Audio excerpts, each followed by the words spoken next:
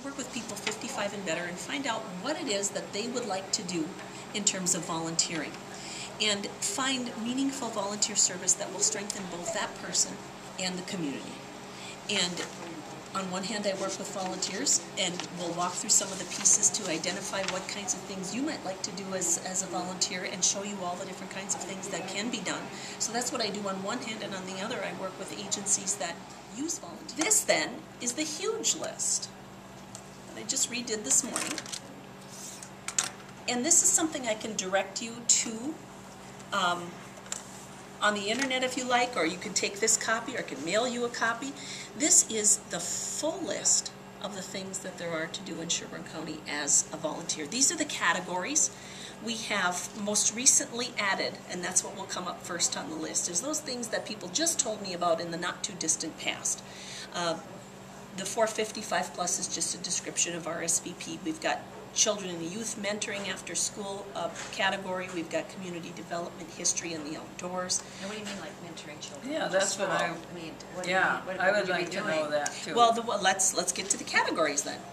The one that falls most closely into children and youth mentoring and after-school programs here is the traditional Big Brothers Big Sisters, and they do also now accept big couples and big families.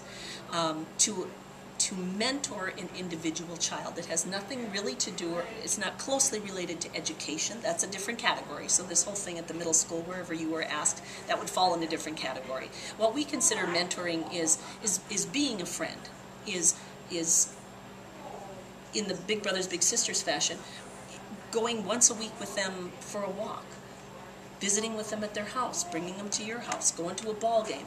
That's what the Big Brothers Big Sisters expect of their mentors, to assist Sherburne County Public Health with that. Then we get into adult education, and there are several locations for the West Metro Adult Education Consortium, and Elk River is one of them. Elk River School District is one of those 7 school districts, and they work on the adult basic education. That's where the training comes out of. Right at the Hankey School, there are many volunteers that are utilized during those open classroom times for adults that are either learning English as another language, or they are studying for their GED, or they have adult basic literacy. They've never learned to read, and they're an adult and they would like to learn to read. They have open classrooms times. Those students can come in at any time it fits for them. So the volunteers are scheduled at a certain time, and volunteers just have to understand that sometimes it might be just a whole boatload of people that come in at once, and it's very, very busy. And other times, if the weather's nice, there might not be so many people there, but there's always an instructor. You could be teaching someone how to read, or teaching. Yep, exactly. Exactly. And there's an instructor. It's not you. You know, the instructor is there. They say, here, would you work on these flashcards with this person?